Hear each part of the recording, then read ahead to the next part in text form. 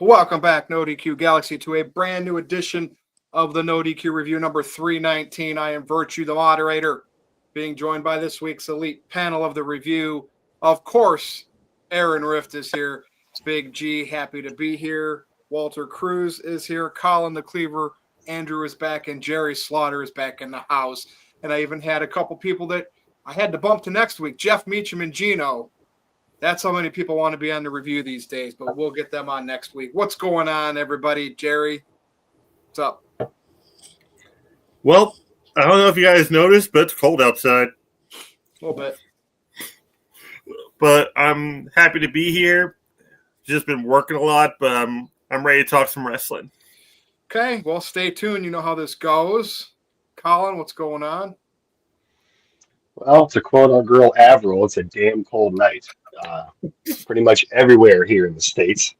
But hopefully we can warm something up with some good old discussion and rebuttal. And it's good to have my boy Jerry back. He's over here. Got to get rid of that. It's been a long time since we've worked together. And we got G up there, so it's kind of like an old school NXT reunion here tonight. But I'm happy to be here. Good to see you all. Stay tuned, Colin. You know how this works. I think we'll probably talk some NXT because we're going to talk ring announcers, Corey Graves, as well as others. We're going to get some people's opinions on what the best duos and trios could be with the announce team in WWE these days. Walter, what's going on? Nothing much. Thanks for having me up here again. I'm ready to just get into it. We got some good, interesting topics too. Ready to roll. And you got a TNA hoodie on, huh? Yeah. TNA. I got a hoodie indoors. Listen, cold, man. TNA is still around and now partnered with WWE, and that's going to be our main event. And it's just funny that one Jeff Jarrett, who might be in a big angle with MJF and AEW, and Vince Russo are like the two masterminds that got TNA off the ground post WCW being bought by WWE, and they had a pretty good run, right? Took some Ring of Honor guys, built it up. The Dixie Carter era, Hogan stuff kind of, set them back a little, but they've lingered this whole time. And we're going to talk about how partnerships can be done right in wrestling. Oh boy, it's going to be fun. It's going to be fun, man. The little engine that could. They're like a little company that could, man. And now they've come full circle being involved with WWE and WWE acknowledging it. All right, Big G, what's going on? Not much. Well, Big G, he got too cold. I'm here. I'm doing pretty good. Yeah, a lot to talk about this week. Like I always say, let's get this ball rolling, baby. I think he was just enamored by what I was saying. He was like just in awe, and he just froze for a second there. All right, what's going on, Aaron? Well, it's possible he might have literally froze at the. I was on mute. That's all good. Anyways. Yeah, it's been an interesting 2025 so far with Raw moving to Netflix, and now we got WWE partnering up with TNA Wrestling. There's been some potential drama with Corey Graves, but that might be resolved now. No shortage of topics to talk about, and of course, shout out to everybody in the chat room tonight, and a special shout out to JJ Williams, who is here, Steve-O's here, and shout out, of course, to Gino, who is often on the NoDQ review. He'll be back on next week, as will good old JM Jeff Meacham, as Virtue pointed out. So we got a lot of interesting panels coming up later this month as we roll on with NoDQ's review. We've been doing this now since 2018, beginning of 2018, still going strong and looking forward to tonight's discussion. So Virtue, let's get it going. All right, so I'm going to start this first topic off by saying one man's name, Vince McMahon, because he started as an announcer. I think he did like the interviews for wrestling. They needed the play-by-play. We know that him and Jerry Lawler were a team for a while, him and JR. And he's no longer with WWE. He took the $1 million investment of his dad's company, and look where WWE is today. Even though he is long gone, he has billions of dollars in his bank account because of what he did with wrestling and how he influenced sports entertainment and wrestling to be on Netflix, to be on TV, And we're talking, where did it start for Vince? Ring announcing. And we're looking at current state WWE with no Vince McMahon. What is everybody's, and you have to choose people within the company, not, let's bring Mauro Ranallo back. We've talked about that. You got to put your best two-man team and maybe a three-man team together in WWE. And the reason why we say this is because we've seen the recent, whether it's work or shoot, drama with Corey Graves, kind of getting pushed back to NXT.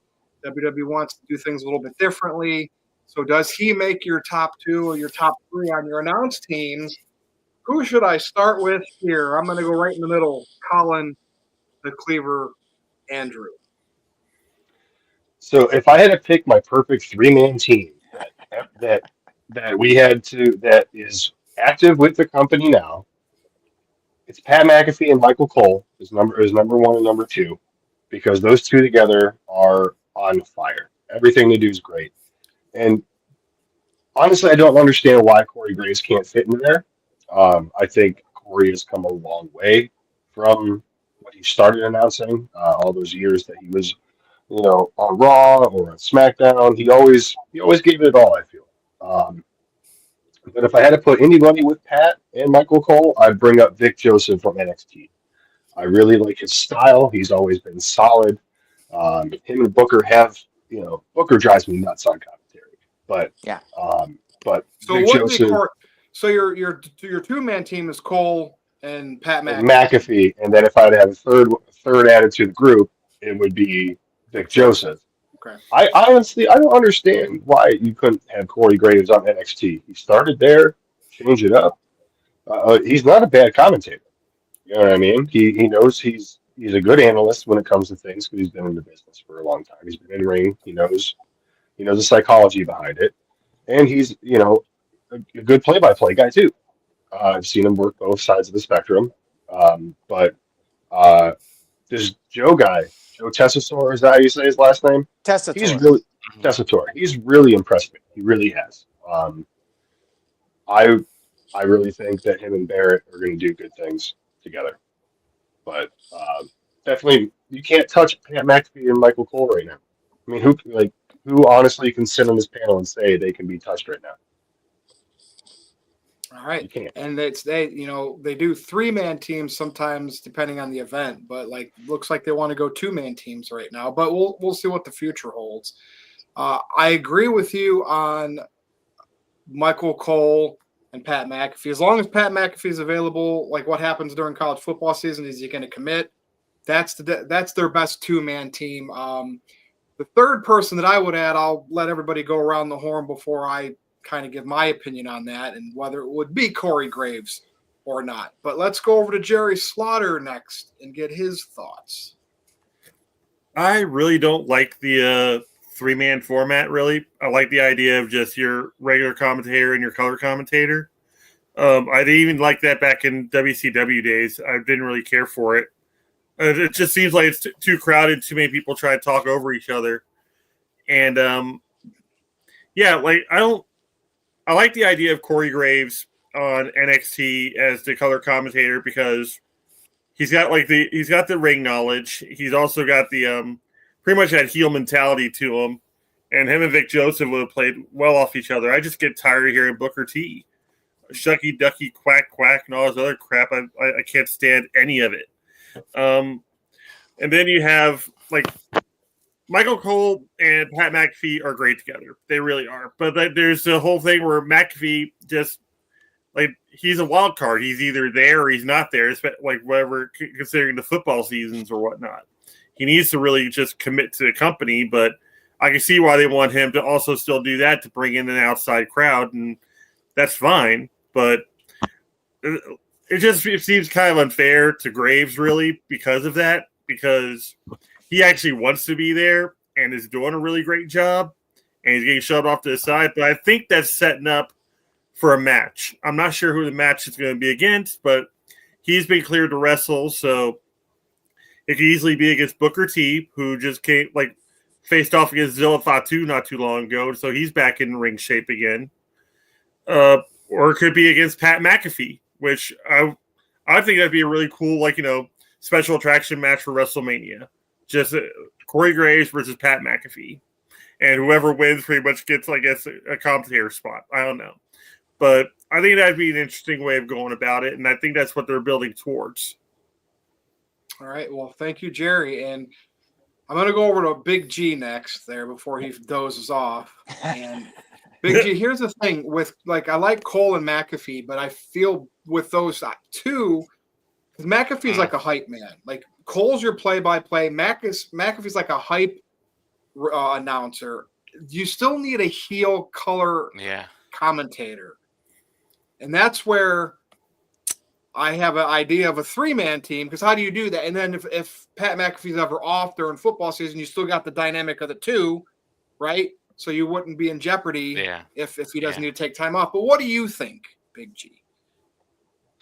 I mean, so during the PLEs, it would always be Cole and Graves doing it, because Graves was on SmackDown at the time, and then Cole was on Raw. But now that Cole's back on Raw and doing it with McAfee, you know, like Colin said, you can't touch that duo right now. Michael Cole is having, I think, the best. I'm gonna say the best run as a commentator in the longest time. He's having a lot of fun doing what he wants to do. I mean, the man's just on fire right now. I like I don't know if you guys seen the video. They haven't done it lately, but like they even showed it on Raw and SmackDown a couple times last year, where like Cole, they were showing like footage of Cole and McAfee, like their footage from their point of view, like during matches and stuff like that. That was very cool. But the 3-man team, I never liked the 3-man team either. I never, like Jerry said, it felt overcrowded. Like you only need 2 people, and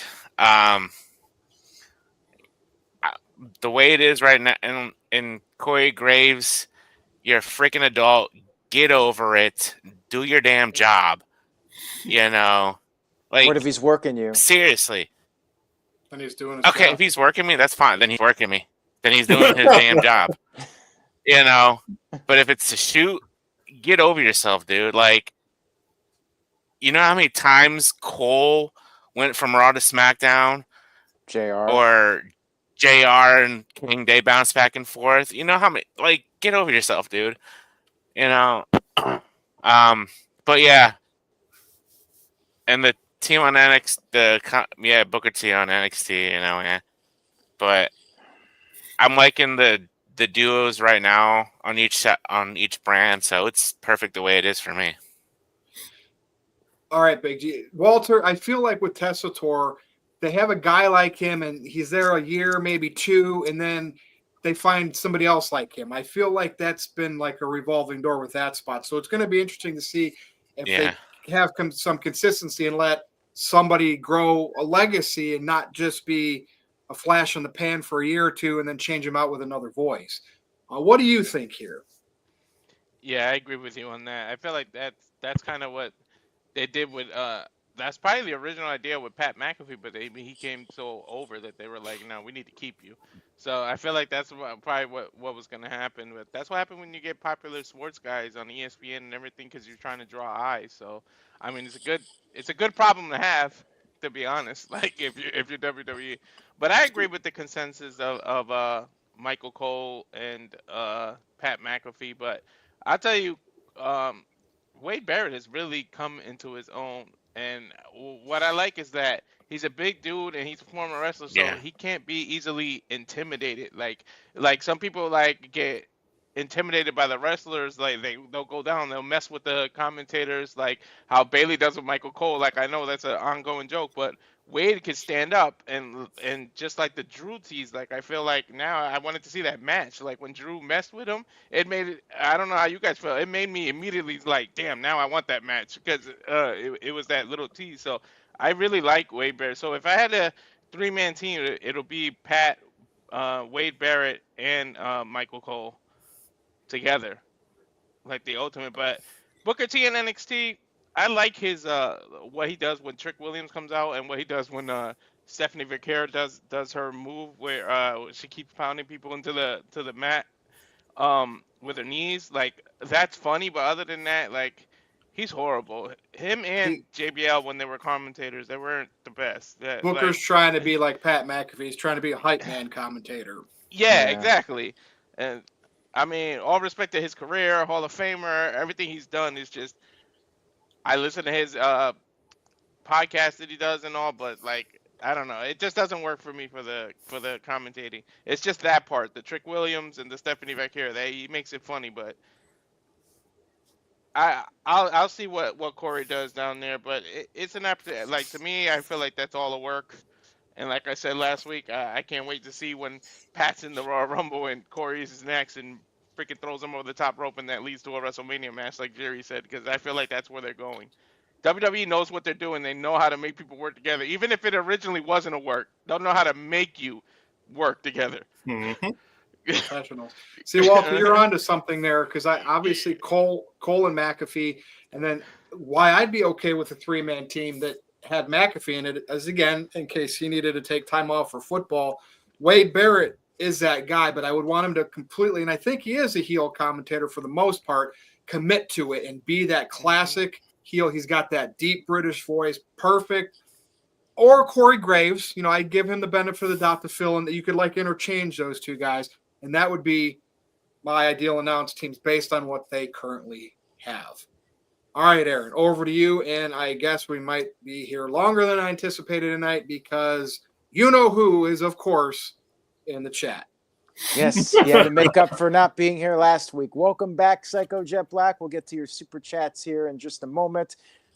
I agree with pretty much everything that has been said already. I agree about Michael Cole and Pat McAfee. That would be my favorite team right now. I do not really like 3-man teams or 3-person teams. The only one I really thought was good was in WCW when it was Tony Schiavone, Bobby Heenan, and Mike Tenay. And the reason I liked that team was because I felt like each person had a very distinctive role. Schiavone was your traditional play-by-play man. Bobby Heenan, of course, your color analyst. And then Mike Tenay was in a different role. He was providing facts about the wrestlers, background information. He was the professor. And he brought something different that the other two were not doing. And that's why I felt like he fit in. But I feel like in today's landscape, a third guy just ends up doing pretty much the same thing as the main play-by-play announcer. I would be fine with the idea of, as you said, a hype man and then a color commentator, and then you have the straight play-by-play guy. They could probably make that work. So if you added Corey Graves with Michael Cole and Pat McAfee as a 3-person team on Raw, I would be fine with that. I think that would be solid. But I like the 2-man teams for the most part, and I think they should stick with that.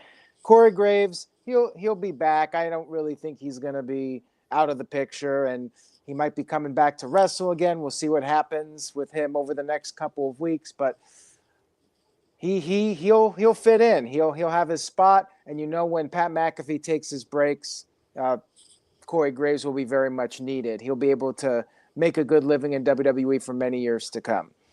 All right, so let's get to the super chats now. Shout out to Psycho Jet Black, who sent in a $5 super chat. Welcome back, Psycho. Says, remember that time that Corey Graves got drunk and tweeted about CM Punk during his MMA fight? Corey's not afraid to be opinionated, but can he wrestle a good match? Well, from what I remember, he was okay, but nothing special. Like, he was he average. didn't really necessarily stand out. Yeah, I would say he was average, but maybe now, after he's been on TV for all these years, he'll have more fire and maybe he'll be different this time around. We'll have to see what happens with that. Yeah, he is quite the vocal character, that's for sure. And Psycho Jet Black sent in a $2 super chat, says, is the word cinema being overused by fans? Yep. You think so? Well, what are they calling cinema that is definitely not cinema? Is there anything you can think of off the top of your head? Just dramatic pauses. There's those times where Will Ospreay will get Hurricane Rana and land on his feet, and he'll just stand there and they're like, "Oh, this is cinema." No, it's not. Yeah, it's like when they use it in the context of like that, like in it. But like when we see the Bloodline storyline and like the Jay and Roman interactions with Sammy and that kind of stuff, you could maybe say that in those situations. Not all of them, just the really, really good ones. Where you Like, have when they- like 6 months of TV leading up to a big moment, that you can say is cinema. Yeah, Not just a guy doing something in every other match that he does. like Sami Zayn hitting Roman Reigns with the chair. That was cinema. Maybe they needed to start using the word streaming. There you go. That's streaming. Right. Right. No, that's a buffering sign on the screen. Psycho Jet Black sent in a $2 super chat. Thank you, Psycho. Says, what are the funniest WTF LOL TNA moments? What about Hogan that time showing up on TNA? Who's showing up on TNA? Val Then Venus? Hogan showing up on TNA. I said Hogan. Hogan's got to be number one. Val Venus showed up on TNA one time. When Steiner Math. Steiner Math was great though. Like that was funny. But as far as WTF moments go, didn't AJ Styles be accused of cheating and having a baby with another woman or something? Aces and eights. I always go to aces and eights. Just so you know, those couple things you mentioned right there were not Vince Russo stuff. Well, good. I'm glad. How about the electrified steel cage? That was kind of what that was. He admitted he didn't like that. He's like sometimes. I mean, another one he didn't like Russo was the dog kennel from hell in WWF. Yeah, the biggest what the fuck moment is Jeff Hardy versus Sting. Like, come on. Yeah. Like that. Yeah, that's the biggest. Like, what the hell is going on here? Yeah, Claire Lynch. For me, the WTF moments were always the reverse battle royals. Those made no sense to me whatsoever. Oh no, not the August 1 warning. I completely forgot about that one. Oh man. The reverse. I don't know if it was a 450. The reverse moonsault off the cage. No, it was a Frankenstein. A running Frankenstein off the cage in the X Division match. Mm-hmm. Yeah. Elix Skipper and he did that off on the. I think it was James Storm. Yeah, that was ridiculous. One of my funniest TNA moments is when King Booker or Booker T, whatever you want to call him, is calling his own commentary while kicking the crap out of Consequences Creed, aka Xavier Woods. Just he's going to get him again. That always will be my favorite. You guys remember when Consequences Creed, aka Xavier Woods, puked in the ring after getting hit flush with a Hurricane Rana? I don't know if I remember that one. I don't know if I want to remember that one. Yeah, Amazing Red nailed him with a Hurricane Rana while he's on his knees. Second he his head hit the mat. Oh, I don't remember that. There's a lot. Big G, anything with Jeff Jarrett? No. No. Wow. He doesn't want to throw Jeff Jarrett under the bus. Hey, by the way, Big G, G, you up in Greenland over there? Greenland or something like that? What? Tonight? Seems like you're just off in the distance there. No. No, Big G, I got to ask you. No, I'm good. We haven't had you on in a few weeks. Like Jeff Jarrett, this retirement run, how are you feeling about it?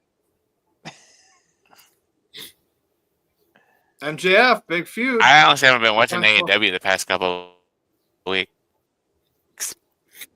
The second you heard Jeff Jarrett being pushed, she's like, no. I haven't been watching AEW in the past couple of weeks. He's froze. He's froze down there. According to Steve, I think he has a reverb, like a delay, like when he talks, he doesn't hear it for a few seconds. I don't think he wants to hear about Jeff Jarrett, but Steve-O brought up how they actually put out, I don't know if this is true or not, that they put out a 4-disc best collection of Jeff Jarrett. How do you get 4 discs of great Jeff Jarrett material? What, does every match have him hitting somebody with a guitar? And he did a lot in TNA though, or was it AEW? TNA, like 200 people interfering in every match of his. Yeah, and then break a bunch of guitars, and then somebody gets hit with the championship belt, and then King of the Mountain match that was designed for him. Remember that Lethal Lockdown when they Abyss put all his thumbtacks in the guitar and then they smashed the guitar over there. That match was crazy. I think it was like 06 or 07. I just like rewatched it too. It was that spot was crazy. TNA getting some love tonight, getting some discussion, and we still got the main event topic here to come in a few moments. But we do have another super chat from Psycho Jet Black. Oh boy, what are the top 5 Booker T / GI Bro moments or matches? GI Bro. Anybody? That was his original name in WCW. I know, Yeah, but like he GI used that Bro matches? originally. Then he also used it in WCW for a short time too. Can anybody here name a good GI Bro match? I can't even remember some of the GI Bro matches. Booker T matches, Benoit. They always had great matches. I actually liked Booker T and Batista. I thought they had a good match. Booker T and Lance Storm in WCW. Vince Russo put that one together. So shout out to Vince Russo. When they fought the Outsiders at Halloween Havoc in '96, I think that was a good match. Yeah. Didn't Booker T have one with Bret Hart? I think he did. That was a good one too. I think he did. Yeah. Granted, not really a match, but his whole thing he did with the Austin in the supermarket. Yeah, that was the best thing ever. Yeah, Booker T, great guy, but yeah, I agree with what was said earlier. He's not too good on commentary. I think they should just have Corey Graves and the other guy do commentary. Joseph, yeah. Oh, WrestleMania 19. I mean, wrong result, but it was a great match. Was it? Versus Triple H? Yeah, it was a good match. I mean, I think it was like the 7th or 8th best match on that show. Yeah, but I mean, they didn't need to be 5 minutes in between the freaking one pedigree and a cover, and he didn't need to lose, but the match was okay. Yeah. I mean, I would put Hogan and Vince McMahon above that match, with all due respect to Booker T and Triple H. But nonetheless, thank you for the super chat, Psycho Jet Black. Virtue, I'll throw it over to you now. All right. Well, the rest of the show, we're going to talk about the partnership that WWE has announced with TNA Wrestling. And we know WWE, they have their own NXT to bring wrestlers up. They have this whole new indie promotion thing. They're just trying different ways maybe to eventually find talent and maybe send a talent that need work onto other stages. So what's everybody's thoughts here? And guess what? AEW tried to work with TNA. How did that go? They work with New Japan. Like I remember New Japan seemed to be a little bit bigger, more talked about pre-AEW. So did AEW kind of water down Japan over here in the United States, where fans don't talk about it as much as the big old Wrestle Kingdom, every year G1 tournament? I mean, I'm just saying partnerships don't work, but then WWE's doing one. What's everyone's thoughts here? Is this going to work out? I mean, there's a new TNA world champion, Joe Hendry, and there's a lot of possibilities here. And TNA has existed since 2002. And even though it's kind of fizzled off into obscurity, here it is, maybe more relevant than it's been since its original run. Crazy. Let's start with Big G on this one, just in case your connection gets shoddy. Get your opinion out of the way here. WWE and TNA. Who would have thunk it? 3, 2, Hey, did you talking to me? Yeah, you are on a bad delay. Yeah. But go ahead. Yeah, I am. Yeah. I mean, they've been doing it for a while. They did it for a while, but now it's like official, and I think this is good for TNA. Hopefully, working with WWE, they'll give them more exposure and possibly a bigger TV deal here in the U.S. and not be on Access TV, and people have to just TNA Plus to watch it. But yeah, good for TNA. Hopefully, we'll see some. I'm sure we'll see some surprises in the Royal Rumble coming next week Saturday. And I'm sure I think it's mainly NXT that they're talking about with the TNA. We could potentially see some main roster people go to TNA later down the road, but we're getting Braxium versus the Rascals this Thursday on TNA. So it's more NXT right now, which I'm fine with. Like I said, hopefully it'll give them great exposure for TNA. And I mean, like you said, TNA has been around since 2002, and I don't think it's hanging on by a thread anymore. It's up there. I think it's gonna be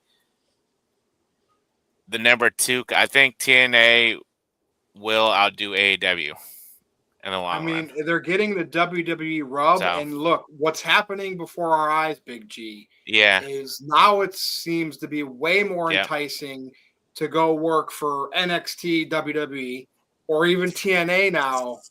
Remember 5 years ago? We're AEW. That's the alternative. That's where we're going. Vince McMahon's gone. Yeah. There's a new vision. Yep. There's partnerships going on.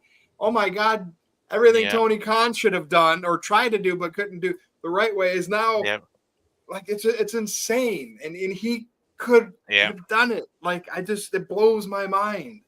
It blows my mind, but he's stubborn and is going to stick to his way. Yeah, they still got their little thing going on with New Japan, but I mean, what's Ring of Honor? It blends in with AEW. Yeah. What do they have, a YouTube show? Yeah. It's not Ring of Honor. You just own that name and own that library, and you have those belts on your shows. It's not like it doesn't feel like NXT is for WWE. It literally is just blended into AEW. But here, TNA now feels like it has some identity again. Yeah. And then one more thing.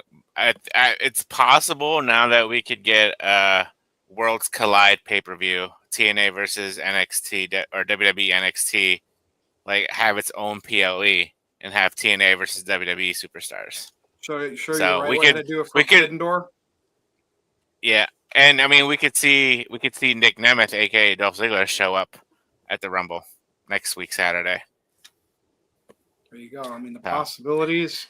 But yeah, good for the possibilities are. Yep, there you go. I said. All right, Big G. All right, yeah. So you sit and listen, although you might hear us 5 seconds later. That's okay. Walter, I'll go to you next.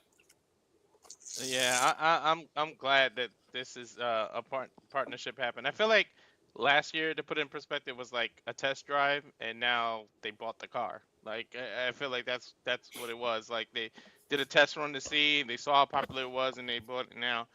But one thing I'm hoping it's not just the whole crossover and wrestlers showing up on each other's show. I really hope WWE helps TNA out with production and like doing the like. I know we said it earlier, the cinematic stuff, like the video packages, the help those kind of things. That they don't need to change the arena, because I like how TNA is in smaller arenas and how they make it look, how the elevated ramps are connected to the ring. That's cool. But production needs to like increase. But maybe with those smaller things, you can't do the fireworks. Like there's a lot of different laws with it, with the smaller. So maybe you can't do fireworks stuff. But the production value with the cameras and thing, I feel like that should increase. And I like Jeff's idea of the World Collide. But yeah, the possibilities are endless. People have been calling for Moose versus Obafemi for the longest. That this is a real possibility. It might actually happen now. And I mean, how many WWE Hall of Famers have connections with TNA? They could be on both. We just saw Busted Open Radio. Mark Henry was on the freaking TNA broadcast. I mean, granted, it was because of Busted Open, but like, did you ever think you'll see Mark Henry on TNA broadcast? Like, I feel like yesterday, they missed the opportunity. That's why I'm not hoping that Nick is in the Royal Rumble. They kind of, like, I understand it's more about NXT, but they missed the opportunity to have either Frankie Kazarian or Nick Nemeth confront JBL. Like, they were already in Texas. JBL was on Raw. You could have teased it right there, and they had it, but I feel like it was a missed opportunity. But maybe Nick said it himself, was like, look, I've been there for 20 years. I'm not in the biggest rush to, like, immediately go back to where I came from. Like, I separated for a reason. Let me do my thing. Like, I understand the partnership, but not all of us have to be involved in it. No, this is what Walter, this is why I'm the moderator. This is what I do. Who is the current TNA? I don't know what they call it anymore. Women's Championship, Knockouts Champion. Who is it? Masha Slamovich. Okay. Now, what title belt did Jordan Grace have? Did she have that one? Yeah, she had that one and lost it. Yeah. Okay. So Royal Rumble potential. coming in. But who else? Who else is in TNA right now? Who is contracted to TNA that a lot of people do not like? Female. Tessa Blanchard. Oh, Tessa Blanchard. Okay. Yeah. Yet WWE announces this partnership with them and she's part of that. On the other end, they still are promoting Hogan for Saturday night's main event. You can't beat a big juggernaut like WWE. You want to hate people. You want to call them this, call them that. You're not going to get your way, snowflakes. If somebody has talent and is worthy, they're going to still be pushed to a degree, and you can't cancel everybody. But I just had to mention that because that's very interesting that this partnership is after she rejoined TNA, right? And WWE, you think with as big as they are, they'd be a little more careful with certain things. Well, they're still talking up Hogan. And now Tess is on another company they're doing partnership with. Just wanted to point that out. Yeah, Grace also has history with people like Naomi was Trinity in TNA, had this great historic run with the title. Grace ended it, so you could do that in the Rumble. So there's a lot. Like I'm so happy with TNA. Like I said earlier, they're the little engine that could. Like who knew a company literally in 02 when they started? I used to watch when they first started. They had women dancing like strippers on the cages. Like there was literally 4 cages around the ring with women dancing. I was like, what the hell is this show? It was all hardcore stuff and everything was only on pay-per-view. Like I'm talking about when Ken Shamrock was there, when like Ron the Truth Killings was there. Like I'm an original TNA fan. I was like, what the hell is this stuff? And to be honest, I had a scrambler back then. I'm proving my age. That's the only reason I really watched it, because I could see it for free. They did, but look, that was member Sports Entertainment Extreme, Vince Russo. He did that because they needed funding. They were on a weekly $10 pay-per-view model, and that kind of stuff got horny dudes, horny teens to do what they needed to do to get them off the ground. And look what happened. And then you could establish stars like AJ Styles, Samoa Joe. It seemed to have worked. Just saying. It did. Just saying. What's up? Anything else? Nah. Well, one last thing, I would love to see an Ultimate X match on WWE TV. It just mix the Lucha Libre people with them, with the TNA people. That'd be crazy. Well, thank you, Walter. Especially. Go ahead, Big G. No, go ahead. Greenland. No. You're in Greenland. Go ahead. No, I was saying I could see that possibly happening with WWE now, with an Ultimate X Division match. All right, and hey, look, they just recently got Motor City Machine Guns, who really spent their whole careers in TNA. How interesting is that? That's what they do. They want to farm for more talent, make it easier to acquire them, make it more intriguing for wrestlers to not think AEW is that choice. All right, Colin, I'm coming over to you on this one. I think it's a tremendous idea. I mean, if you think about it, half of TNA right now is half of former WWE anyways. But there's a lot of scenarios that could be brought in, like we've said. Obafemi and Moose. This past weekend at Genesis, Josh Alexander quit TNA. Could he show up at NXT? Could we have a reformation with Ethan Page of the North? Could we have, there's a ton of different things. Obviously, Jim Henry's going to be in the Royal Rumble. I mean, we knew that months ago when he was showing up on NXT. I don't like calling him Nick Nemeth just because I called him Dolph Ziggler for so long. So that'd be very weird to see him enter WWE under that name. But Worlds Collide, I like that idea because years ago when we had the 2 different NXTs, those pay-per-views were always great. We had, 2 of them, I think, but they were still both bangers. Dijak versus Luke Harper. Was that the match I'm thinking of? Yeah, Dijak, absolute banger. I want to touch back to what Walter said about production. A couple months ago, I watched one of their pay-per-views. They were in Canada. I felt like I was watching just some random indie event on YouTube. The production value of it is garbage. So that's one thing I would like to see hopefully change, just because, I mean, I know it's small arenas and stuff, but still, get yourself a good camera. If people are paying $30-$40 to watch this, make it look like it's worth $30-$40. You know, uh, do some better lighting, promo packages again. Um, I did see something floating around that the Hardys were supposed to be on NXT tonight to have an interview or something like that. So uh, the crossover thing can work. Looking forward to see those NXT tag titles defended on Thursday's show on Impact. Who knows? I mean, the possibilities are endless. And I know majority of it's probably going to be NXT based, but can you imagine seeing an Ultimate X with Penta? You know, because wasn't Penta in TNA for a while? He Yeah, was he world won the world champion. He was championship world in his champion for a debut. while. Yep. So yeah, that's so I like it. I hope they do it right because Tony Khan's a schmuck and doesn't know how to do business and let all these things fall through his fingertips. And yeah, I would like to see WWE land some type of deal with one of the Japanese companies just for an extra to Tony. I think it would be great. So I'm looking forward to it, and hopefully it doesn't cost me any more money to watch this stuff though, because we're already paying for Netflix, Yeah. Peacock, YouTube TV. Like, it's too much, really. Yeah, go ahead, Walter. Let me give you a high five, Walter. There. Yeah, I just had a quick idea. I just wanted to say before it popped into my head. If you really want this partnership to feel important, I really feel like do something unprecedented. Like maybe the women's Royal Rumble, whoever wins, challenge the Knockouts Championship instead of the WWE person, and have that match on WrestleMania for the Knockouts Champion, or whoever wins the Money in the Bank, maybe cash in on the TNA for their title.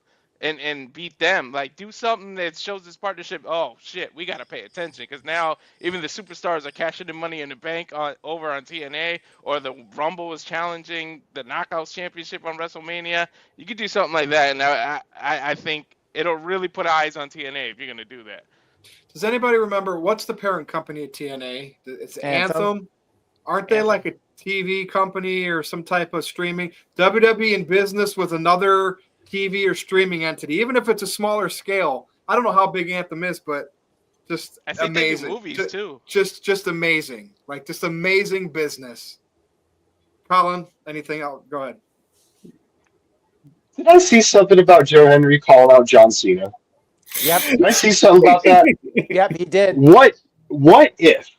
Just I do have to say it out loud. I mean, but what if number 17 came at the hands of the TNA World Heavyweight Championship? I feel like WWE wouldn't officially recognize it as a world title, but I don't know. Could happen. They've said it on TV. I remember when they said when Jordynne Grace showed up, she's the Knockouts Women's World Champion. So who knows? But just throwing it out there because it is a possibility. And The this belt isn't has been new. defended He hit overseas, the attitude so it could adjustment happen. last night. This isn't new for WWE. They kind of did a little weird partnership, more handshake behind the, like with Heyman and ECW back in the day, where they exchanged. It seemed like more ECW wrestlers showed up in WWE than vice versa. But this isn't completely new for WWE to do this. That was even during the Vince McMahon era. So, Colin, you good? All right, Jerry. All right, so TNA and WWE have pretty much gone from it's complicated to in a relationship.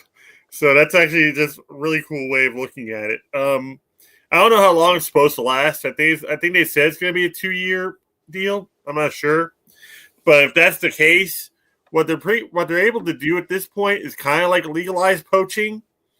They can pretty much get whoever they want and build them up on the NXT brand or like on the main product and just take them afterwards, especially if their contract is up.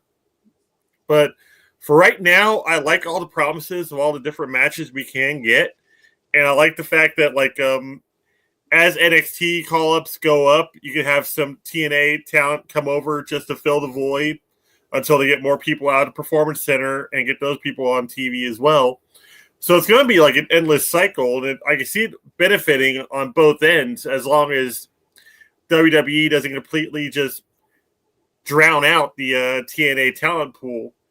Because because we had that situation, or we've had those situations before, especially with the England-based companies like RevPro, pretty much anything that happened during NXT UK. They pretty much bled the entire they bled the whole European, wrestling scene dry, and then after that, NXT UK ended up just folding.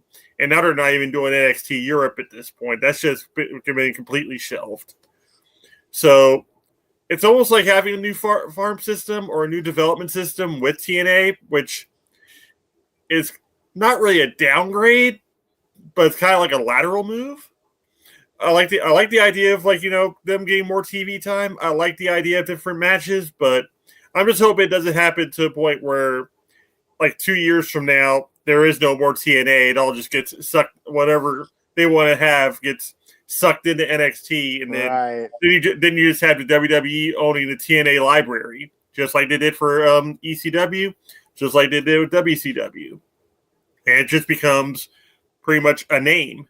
And then we start getting like NXT Unbreakable, and we get NXT Destination X, and we get all these old NXT all these. I don't think that'll happen. NXT Slammiversary.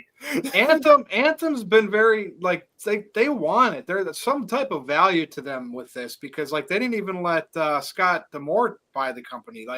You know what I mean? I don't think I think they like keeping what they have, and they just figured, hey, why not do a partnership with WWE to expose us a little bit more? That's the other thing I really hate about this, the fact that Scott D'Amore is no longer with TNA. I heard he was actually backstage with AEW the other day, which is mind-boggling in itself. They need something. I think he would have done great in WWE if they kept him around. I think he would have been a great person to have for creative. I think he would have been an awesome manager for Josh Alexander and possibly Ethan Page, because I love the idea of the North getting back together. But Scott D'Amore was just really instrumental in actually getting TNA back to where it needed to be at. And now WWE's taking notice as well. They've combined forces, and now he's just out in the cold, and that just kind of sucks. Well, thank you, Jerry. And if anyone wants to chime in, raise your hand. I'm going to pass it over to Aaron now and Psycho Jet Black. All right, Psycho Jet Black in the house once again. But first, Wesley sent in a $5 super chat. Says, according to Rob Van Dam, Chris Bay is on the road to recovery. That's some great news there. Positive news. Glad he's on the mend. Apparently, it is a long road to recovery, but of course, best wishes. Aaron, to him. what was he? Broken neck? What was it exactly? They didn't disclose it. They wouldn't talk about it, but he actually was paralyzed. Yeah, that's what I'm hearing. Yeah, so best wishes to him. As far as this partnership goes, I feel like maybe people are getting a little bit too overhyped about this. I would like to see it amount to something really special and unique, but I feel like realistically it's going to be NXT and TNA, and that will be as far as it goes. And I'm a little skeptical of WWE's motives with all this. People are looking at it like, oh yeah, WWE's changed, everything is all about the fans and whatnot, but I still remember in the back of my mind that they are first and foremost a business, and I think that tape library is valuable to them. And I would not be shocked if what Jerry said is true at some point, that everything in TNA eventually just absorbs into WWE, and WWE gains the intellectual property, and they start naming the pay-per-views after TNA events, and WWE just buys out TNA, and that's how this all ends. But we'll see what happens with it. I feel like they got to go big with this. If they're going to really make it work, you got to do something with the main roster and TNA. Could we see John Cena in TNA? I'd love to see it. I don't think it's going to happen. I don't think we're going to see John Cena in TNA. It would be the most random thing on the planet. Yeah, but maybe I think at best maybe we'll see Joe Hendry and John Cena go at it a little bit in the Rumble. But I really think that's as much as we're going to see out of that, unfortunately. I think they should do an invasion, do the WCW invasion and make it better. Fix the right way? mistakes they made. Do it the right way. And WWE can win. WWE can win in the end, but TNA puts up a great fight and it builds up TNA's brand, and WWE ultimately wins in the end, and everybody really wins. TNA could lose the battle, but they came in fighting and they gave WWE a run for their money. That would elevate TNA as a brand, even losing to WWE, and let this play out over a couple of years. Like, you could do this long term, and like you guys said, do the Worlds Collide pay-per-views, and you really put out a strong invasion storyline. That would interest me. I'm going to be totally honest with you guys. I don't care about the TNA guys versus the NXT guys. I'm not interested. I know you guys are up for some of these matches like Moose versus Obafemi. I don't really care, to be totally honest with you guys. I want to see Seth Rollins in there with the best TNA guys. You want to see when AJ Styles returns from injury, he is like, hey, I was bred and born in TNA. I'm going to be representing them now. Yes, I'd like to see him betray There's your WWE. star, Aaron. Yeah. Betray WWE and jump ship to TNA and represent TNA. He can do what Austin did, leaving WWF for the Alliance, but it would be a lot more believable. But it would make sense because he was there. I mean, he was that's the heart where he and got soul his of name. TNA. Dude, sign Josh Alexander. I like them do fixing like a the whole TNA stable. invasion angle. I think that'd be a lot better. I think they have a good chance of actually righting a whole bunch of wrongs that they did with the initial WCW, ECW invasion and everything else. I think one of the main problems that we actually had with the whole NXT Raw SmackDown Survivor Series thing is the fact that NXT won. And then they didn't have a follow through with it. If they just NXT had put up an awesome fight and gained the respect of Raw and SmackDown, that would have been fine. But they didn't really follow up with it at all, and it actually made the main product look weaker at the same time, which is what they were trying not to do. Right, and as I said, I think that AJ Styles being there would be believable, and as City by the Bay mentioned, the roster doesn't have enough star power. AJ Styles going over would help out. Walter, what did you want to add? Now I wish Samoa Joe was still signed with WWE, because you can do, if you sign Josh Alexander, then you do AJ Styles, Samoa Joe, you do all the people that were powerhouses in TNA, you do a stable over there, in WWE of all TNA former talents. You throw a few females in there. All this ready to go. Yeah, exactly. That'd be awesome. All right, we got race in it. There you go. We got some super chats here from Psycho Jet Black. Super Psycho Jet Black with some super chats says, imagine NXT doing a reverse battle royal. I'm not so sure about that one. I mean, let's not get carried away with doing NXT or doing TNA gimmick matches in NXT. I think the fewer the better. Why not? WWE has Elimination Chamber. Why not do a NXT Lethal Lockdown in the Elimination Chamber weekend? Maybe Ultimate X, but I think that's about it. I did just have another thought here, and that this actually ties in with Virtue, which Virtue was talking about earlier.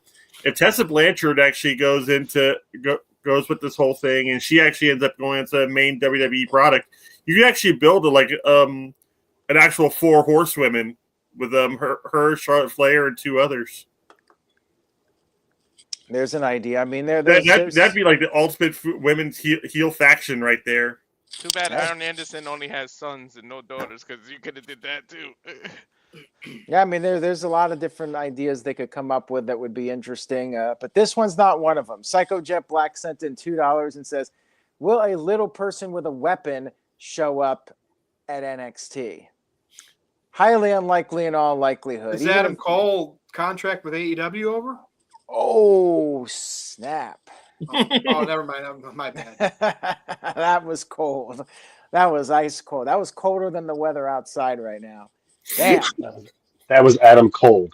That was. It was. He'll be all right. He'll be all right. Oh man, Psycho Jet Black sent it a $2 super chat. Says, are you excited to see Tito Ortiz in NXT and WWE? Why are you hell bent on trying to ruin this?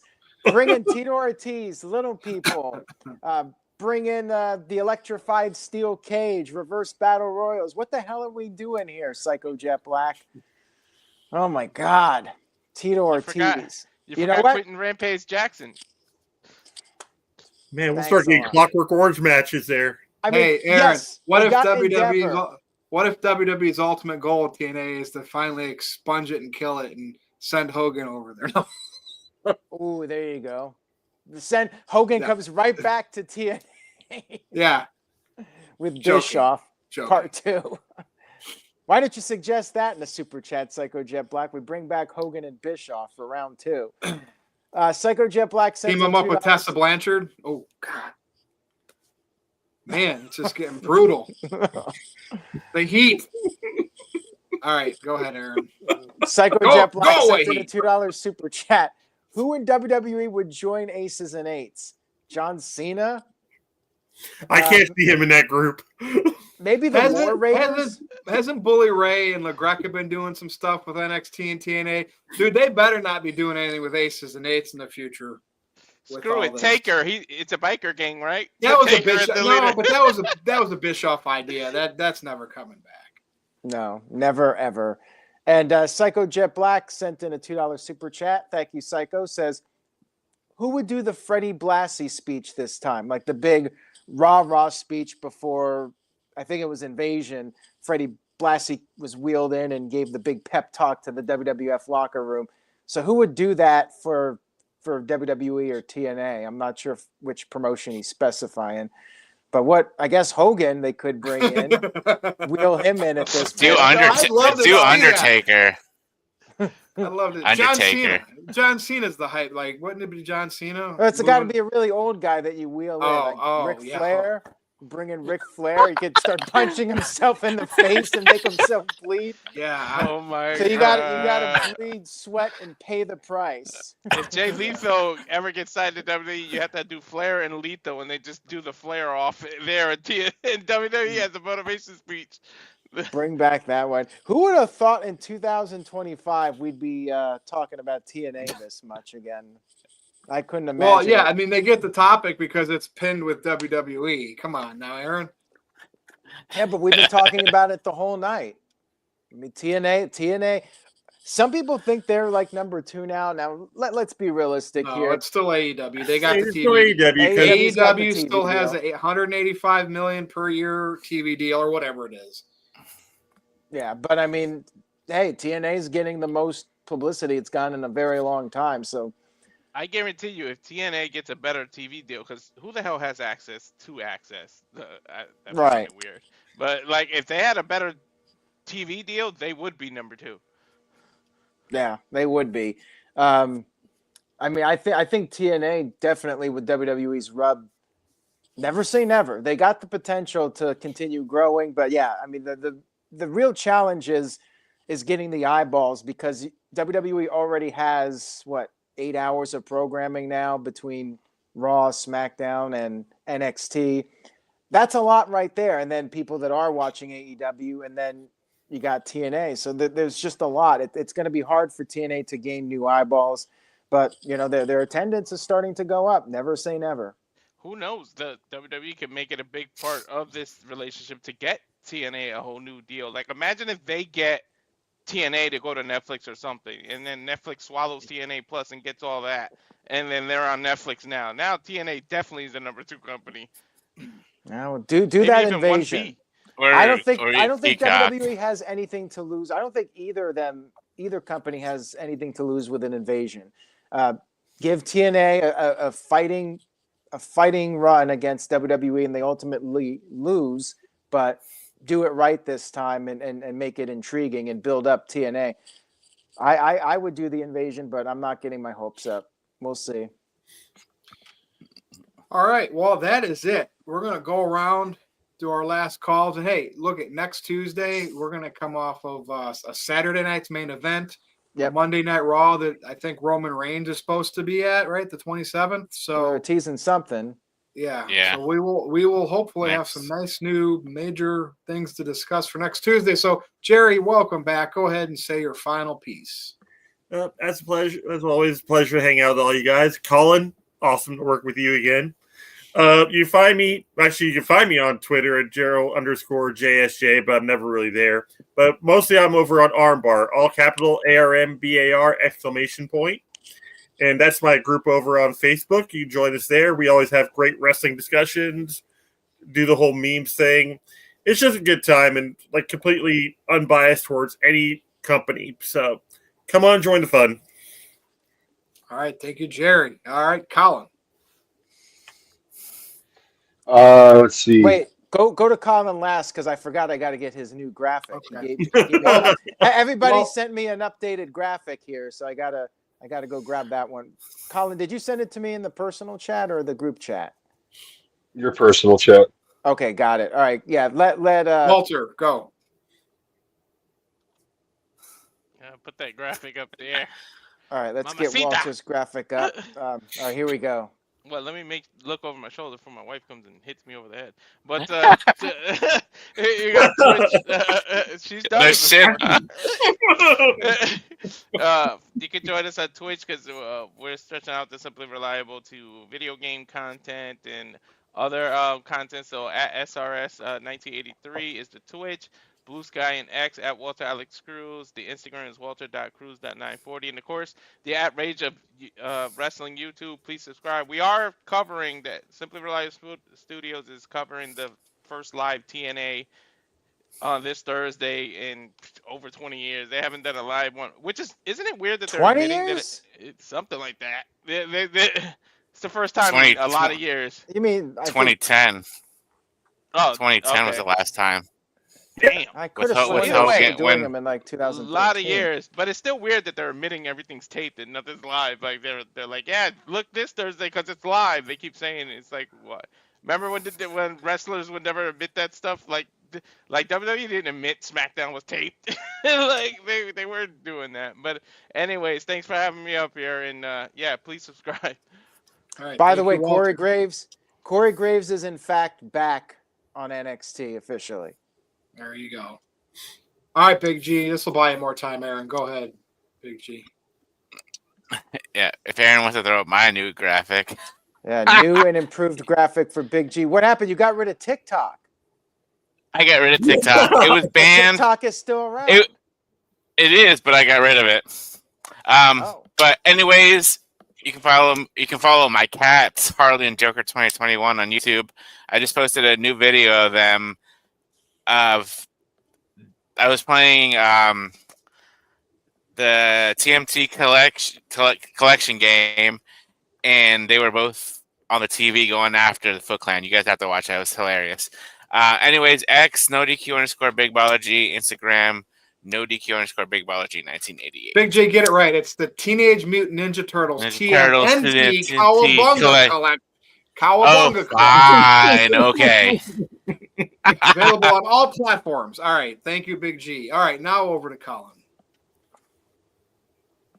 If you want to follow me on X, you can at the Cleaver NoDQ. And if you want to follow me on YouTube, you can right there, youtube.com/the Cleaver NoDQ. I just posted a new drum cover today of the band Knuckle Puck. So if anyone likes the band Knuckle Puck, go over and check that out. Also, make sure to check out the Big Vito brand as well. Vito's on the verge of a comeback, so let's give him our support. TNA. Yes. TNA, right? You know, or we can maybe try to, that could cross over and he can come over and do his thing with Tony D'Angelo and, show him what the real Don really is. But thanks for having me. Make sure to check out NoDQ.com/merch where you can get that shirt above or the hat over. And I'll be back on soon until Tuesdays go away. So Thank you, Colin. All right, Aaron. All right, so we got a couple more super chats from Psycho Jet Black, making up for last week. Colin, who sells the best cleavers and cooking utensils, in your opinion? Do you have anybody to endorse? I really like Cozy. They make really great knives. I use them at work. They have like outlets all over the United States. They're based out of Chicago. Cooking utensils. We just bought new ones for the holidays. I don't remember which ones they are, honestly, but I really like them. My wife picked them out. But they're wooden handles with silicone, so they're great. So, but if you want a good knife, Cozy's definitely the way to go. I plan on All right. going to Japan, and my brother wants to go just to buy knife sets from Japan, like directly. Like that's the only Ginsu reason he knives? actually wants to go with us. Cooking knives. He's a chef. Like he really wants to go to Japan just for that. Fair enough. Now, Psycho Jet Black sent in a $2 super chat. Here's an interesting idea. What if Nick Aldis became Magnus again and joined TNA? Kind of like when Eric Bischoff became part of the NWO, and Nick Aldis is a double agent, and he goes back with TNA. There's an idea. I mean, you could definitely do something like that. They have a lot of ways that they could build up TNA, despite TNA not having the star power, and they can also use guys who are in WWE as betrayers, traitors, and they go back to TNA, loyalty to TNA for building their careers. I mean, they could definitely make it work. Maybe Nick Aldis gets disgruntled or something, and yeah, there's a lot they can do with that. Also, really fun they could do, but they probably won't. No, And that'd I don't be think if so. they did that and Nick Aldis went to TNA for a little while or something, have Adam Pearce move over to SmackDown and have Big E become the general manager for Raw, just make the life for the New Day just complete hell. Well, what you could do is like what they're doing with Pierce on Raw. You start making every superstar disrespect all this and not listen and do all those things, and he gets frustrated and he's like, "Well, screw this, I'm going to TNA or something." I mean, just you could do something like that. Yeah, definitely. I mean, you could have a couple big stars who never had associations with TNA go over there out of frustration. And yeah, they could make it work if they wanted to, but I don't think they will. I don't think they're going to attempt it, honestly. Psycho Jet Black sent in a $2 super chat. Thank you, Psycho. Says, what are your thoughts on PCO supposedly shooting on TNA Wrestling? So he took I think it's the digital media title and smashed it at Game Changer Wrestling. I don't care. I didn't care about Pierre Carolette 30 years ago when he was in WWE. I didn't care about him then. Don't really care about him now. So, anybody have an opinion on that one? He's CT fun, but I CTE. can't tell if it's a shoot. It just seems like his contract did end, so it might be real. I don't know if it's a shoot or work. All I We'll know is see. I saw that guy wrestle at Bound for Glory, and he could barely move. Like I think he fought Matt Cardona. The guy could barely walk. That's why they is he gave in him it? this Frankenstein what I gather- gimmick.